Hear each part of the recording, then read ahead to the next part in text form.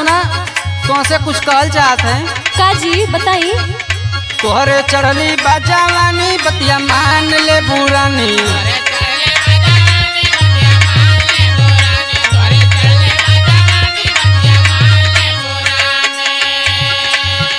तोहरे चढ़ली बाजावानी बतिया मान ले बुरानी। आवा काटा सोना चानी दोपहरिए में।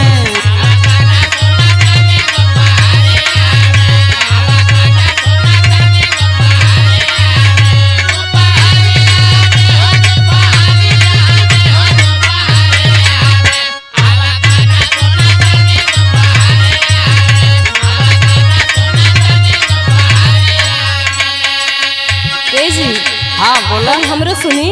बोला। जियरा कुल्हेला हमार कहिया चुई मुँह से ला।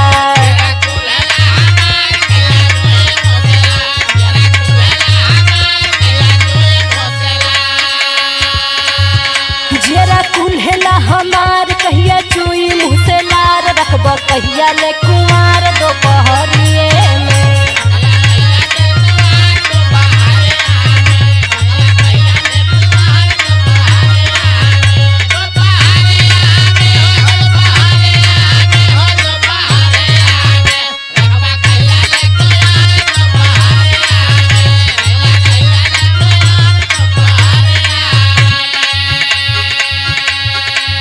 अच्छा ये बात है। हाँ तोहरे मुँह से लार चुआ था महू जानते हैं। हाँ सुना। हाँ सुनाई। जवानी हो पानी के बूला कुछ दिन चाबा तू रसगुल्ला।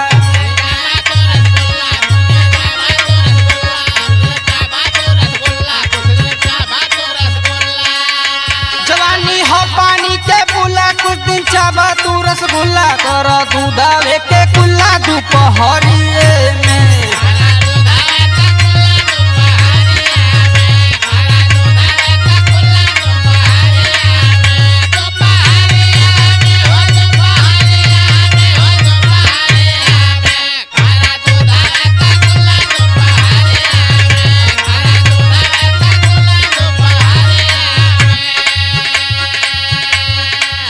ए जी। हाँ रउआ तो अपने मन के करी है। हाँ ना। हाँ बोला। सुनी। सैया सुनला बात हमार संगे ले चला बाजार।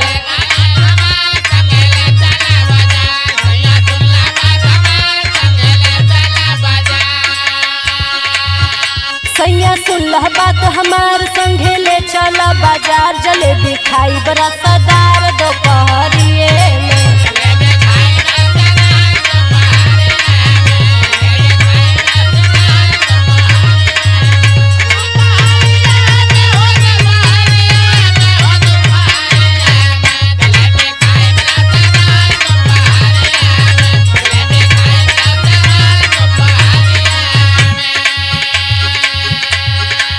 अच्छा तो के जलेबी खाए का बड़ा मन करत है। हाँ जी। अच्छा सुना हमार बात। सुनाई। बारू नहीं नहीं तू पूरी बतिया बोले लुला के छुरी।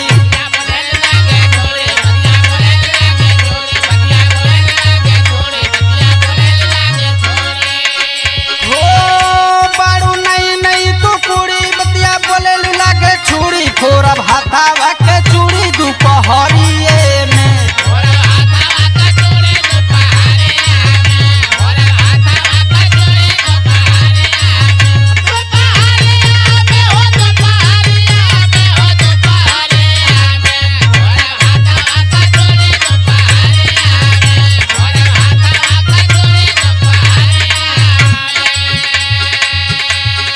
अच्छा रउआ कुल कली है और हम देखत रह।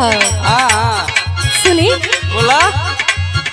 सुनल रामपाल के चेला हमके कम काहे बुझेला।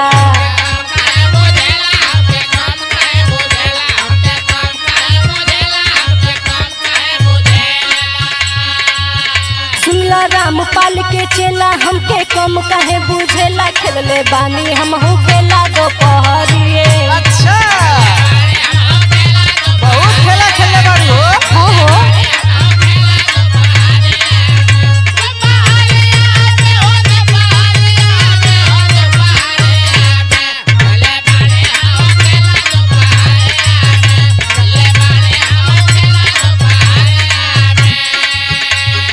अच्छा ये बात है, तू खेला खेले बाड़ू। अब सुना सुनाब।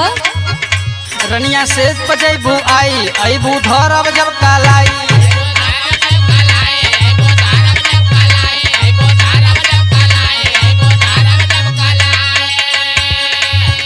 रनिया से बजैबू आई अबू धरब जब कालाई। चिल्लाए लगबू बप्पा माई दोपहरिए में।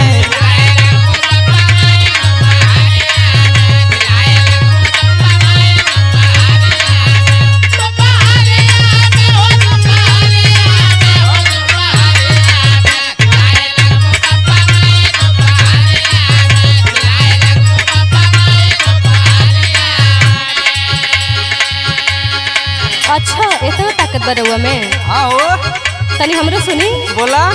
लगभग बाछी मती कापे ऊपर से जब लागब चापे।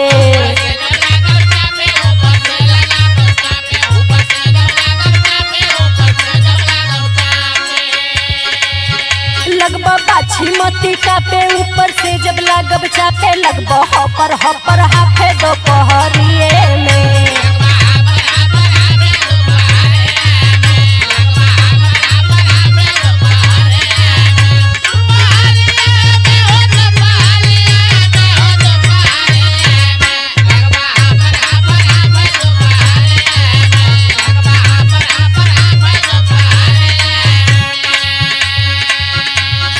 काटा सोना चांदी दोपहरिए में। रखबा कहिया ले कुंवार दोपहरिए में। अब काटा सोना चांदी दोपहरिए में। रखबा कहिया ले कुंवार दोपहरिए में।